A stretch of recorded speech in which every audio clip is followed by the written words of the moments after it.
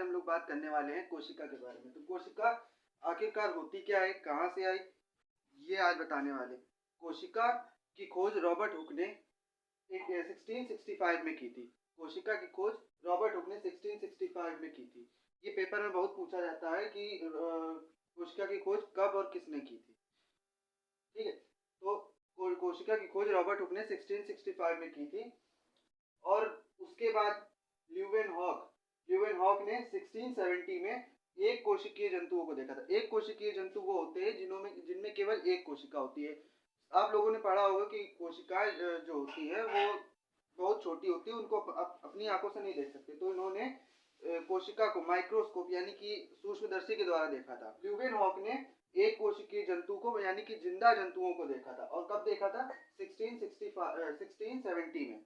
1670 में ल्यूवेनहॉक ने एक कोशिकीय जंतुओं को देखा था। और रॉबर्ट हुक ने कोशिका की खोज की थी जब उन्होंने कॉर्क के टुकड़े में देखा। तो कॉर्क के टुकड़ों में देखा कि उसमें एक संरचना थी जो कि मधुमक्खी के छत्ते के आकार की थी। जैसे कि मधुमक्खी के छत्ते में छोटे छोटे छेद होते हैं, उसी प्रकार से मधुमक्खी के छत्ते के आकार की उसमें छोटी छोटी कोशिकाएं थी। ठीक है, और ल्यूवेनहॉक ने क्या देखा था? ल्यूवेनहॉक ने देखा था कि एक कोशिकीय जंतु जो जिंदा यानी कि जीव होते हैं, तो वो आखिरकार होते कैसे हैं। उन्होंने सबसे पहले माइक्रोस्कोप से देखा कि उस समय इतने एडवांस माइक्रोस्कोप होते नहीं थे। तो उन्होंने एक माइक्रोस्कोप से देखा कि नॉर्मल माइक्रोस्कोप था जिसमें लेंस लगे होते हैं, तो उससे देखा। उन्होंने देखा कि एक कोशिकीय जंतु आखिरकार होते कैसे हैं। उन्होंने सबसे पहले एक कोशिकीय जंतुओं का आकार देखा कि आखिरकार वो किस आकार के होते हैं। एक कोशिकीय जंतु किसी भी आकार के नहीं होते, वो किसी भी आकार के हो सकते हैं। लेकिन कुछ एक कोशिकीय जीव होते हैं जो कि स्पेसिफिक आकार के होते हैं।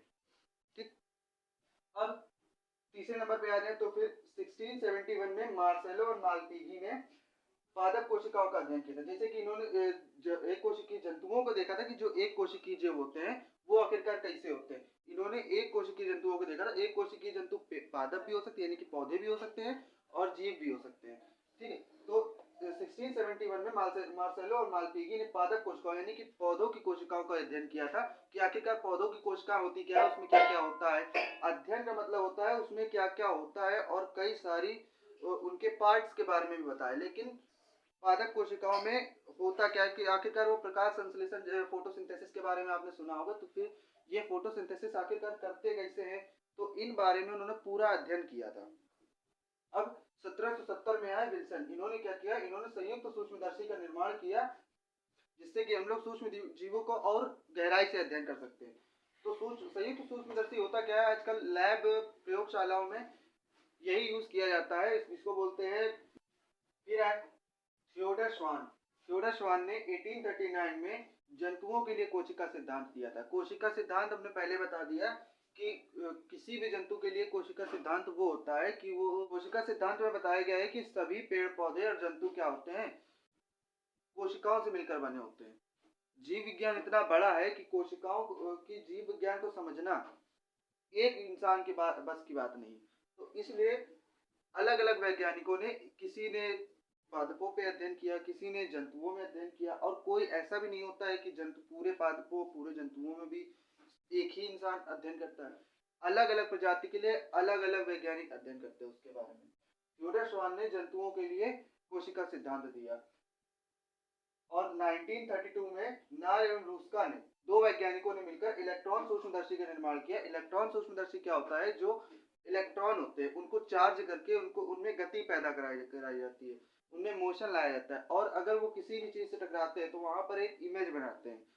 और वो इमेज क्या होती है? उसी के द्वारा हम लोग क्या कर सकते हैं? किसी भी छोटे से छोटे जीव को देख सकते हैं। अब बात करते हैं कोशिका सिद्धांत के बारे में। कोशिका सिद्धांत आखिरकार होता क्या है? आप सभी को अभी बताया कि मैथियस लीडन 1838 तथा थियोडर स्वान 1839 ने कोशिका सिद्धांत दिया था। कोशिका सिद्धांत थियोडर स्वान और मैथियस लीडन ने दिया था। मैथियस लीडन ने पादप कोशिकाओं के लिए दिया था और थियोडर स्वान ने जंतु कोशिकाओं के लिए दिया था। और इस कोशिका सिद्धांत में मैंने बताया था कि कोशिका सिद्धांत वह होता है जिससे पता चलता है, ये बताया गया था कोशिका सिद्धांत में कि सभी जंतु जो होते हैं वो कोशिकाओं से मिलकर बने होते हैं। यही इसमें 4 पॉइंट आते हैं। पहला पॉइंट होता है किसी भी जीव में कोशिकाएं संरचनात्मक इकाई तभी कहलाती हैं जब वो एक कोशिकाओं से मिलकर बना हो। किससे मिलकर बना? कोशिकाओं से। ठीक है, तो कोशिकाएं जो होती है जीवों में संरचनात्मक इकाई होती है, यानी कि सभी जीव जो होते हैं सभी कोशिकाओं से मिलकर बने होते हैं और बहुत सारी कोशिकाओं से मिलकर बने होते हैं।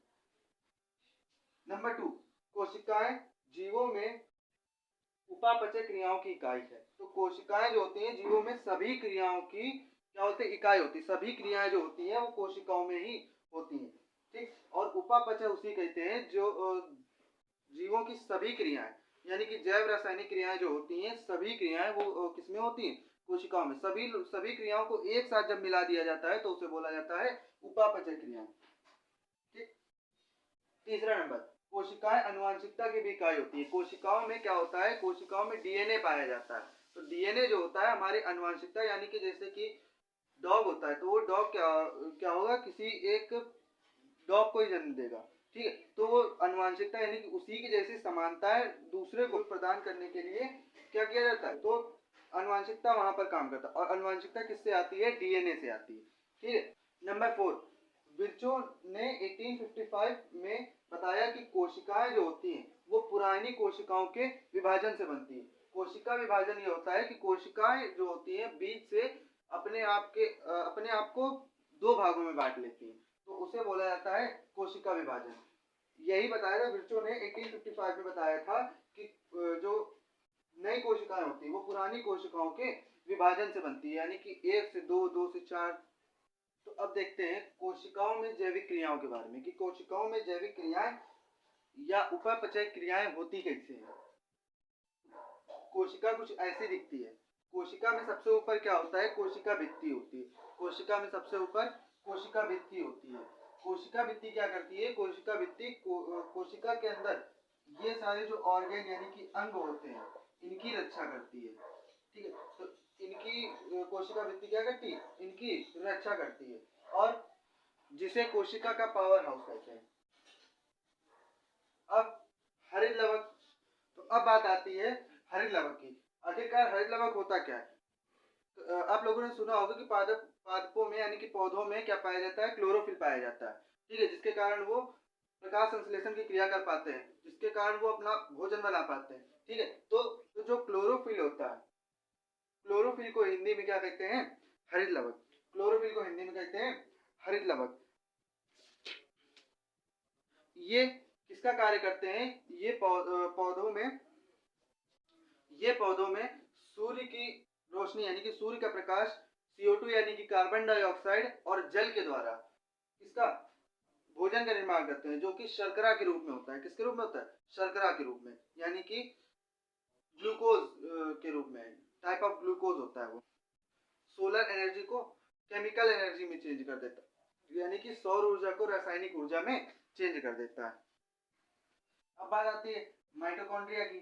माइटोकॉन्ड्रिया क्या होता है? माइटोकॉन्ड्रिया कोशिका का पावर हाउस कहा जाता है। कोशिका में इसी में क्या बोलते हैं? ऊर्जा जो होती है वो संरक्षित रहती है। ठीक है, इसे माइटोकॉन्ड्रिया का यानी कि कोशिका का पावर हाउस कहते हैं। इसके अंदर कोशिका के जितना भी ऊर्जा होती है, कोशिका की जितनी भी ऊर्जा होती है वो इसी के अंदर स्टोर रहती है। जैसे कि हम लोग घर में इन्वर्टर लगवाते हैं, तो इन्वर्टर होता है तो उसमें उसकी जो बैटरी होती है उसमें हमारे घर की सारी बिजली सेव होती है, और जब लाइट चली जाती है तो हमारे घर की जो क्या बोलते हैं इलेक्ट्रिसिटी होती है उसी से आती है। इसी प्रकार ये इसकी बैटरी होती है, या पावर हाउस जिसे बोल सकते हैं। ये कोशिका की बैटरी होती है जिसे बोलते हैं माइटोकॉन्ड्रिया। क्या बोलते हैं? माइटोकॉन्ड्रिया। जैसे कि हम लोग घर में इन्वर्टर लगाते हैं तो उसकी बैटरी या तो ल्यूमिनस की होती है या तो किसी कंपनी की होती है, तो वो कंपनी का नाम होता है, और ये कोशिका की क्या बोलते हैं बैटरी का नाम है जिसे बोलते हैं माइटोकॉन्ड्रिया। अब बात आती है राइबोसोम की। राइबोसोम क्या होता है? सभी पे नजर रखता है कि सभी लोग काम ठीक से कर रहे हैं कि नहीं, ये अपनी क्या बोलते हैं ऊर्जा बना रहा है कि नहीं, मतलब ये ऊर्जा स्टोर कर रहा है कि नहीं, ये अपना खाना बना रहा है कि नहीं। और ये क्या करता है? प्रोटीन का निर्माण करता है, जिसे बोलते हैं प्रोटीन की फैक्ट्री। जिसे क्या बोलते हैं? प्रोटीन की फैक्ट्री। जैसे कि कई लोग होते हैं, मतलब कि एक फैक्ट्री होती है तो उसके अंदर कई लोग काम करते हैं। ठीक है, तो उसके अंदर माइटोकॉन्ड्रिया भी काम कर रहा है, हरित लवक भी काम कर रहा है, ये भी काम कर रहा है, राइबोसोम, जिसे बोलते हैं प्रोटीन की फैक्ट्री। किसे क्या बोलते हैं? प्रोटीन की फैक्ट्री। ठीक है, तो इसमें प्रोटीन का निर्माण होता है। तो इसमें क्या होता है? अमीनो अम्ल जो होता है वो प्रोटीन का निर्माण करता है, और ये सभी पे नजर रखता है, और जो भी मतलब ठीक से काम नहीं करता है उसको क्या बोलते हैं? नष्ट कर देता है। इसे जब कोशिका के पूरे अंग काम करना बंद कर देते हैं तो क्या होता है, ये अपने आप फट जाती है। इसे क्या बोलते हैं, आत्महत्या की थैली भी बोलते हैं इसे। अब बात आती है केंद्रक की। केंद्रक में क्या पाया जाता है, दो चीजें पाई जाती है केंद्रक में, दो चीजें पाई जाती है जिसे बोलते हैं डीएनए और आरएनए। क्या बोलते हैं, डीएनए और आरएनए। डीएनए और आरएनए क्या करता है, डीएनए जो होता है वो होता है सुपरवाइजर, यानी कि ये सभी पे नजर रखता है कि आखिरकार सभी लोग ठीक से काम कर रहे हैं कि नहीं। ये बिल्कुल केंद्रक में होता है, यानी कि सेल के बिल्कुल सेंटर पे होता है। ये होता है मालिक। डीएनए जो होता है वो कोशिका का मालिक होता है, और जो आरएनए होता है वो इनके क्या बोलते हैं, ये इनके दूत होते हैं, जो कि दूसरों को क्या बोलते हैं, दूसरों को काम करते नहीं देखते तो इसको बताते हैं, डीएनए को बताते हैं। ठीक है, जैसे कि मान लो अगर हरित लवक काम करना बंद कर देता है तो आरएनए क्या होता है, डीएनए को बताता है। ठीक है, और डीएनए जो होता है सभी को ऑर्डर्स देता है कि आपको ऐसे काम करना है, आपको प्रोटीन बनाना है, आपको खाना बनाना है, और आपको ऊर्जा स्टोर करनी है। तो इसको क्या बताता है, डीएनए। और डीएनए को कौन बताता है कि कौन सही से काम नहीं कर रहा है, तो वो कौन बताता है, आरएनए। ठीक है, आज की क्लास नहीं था।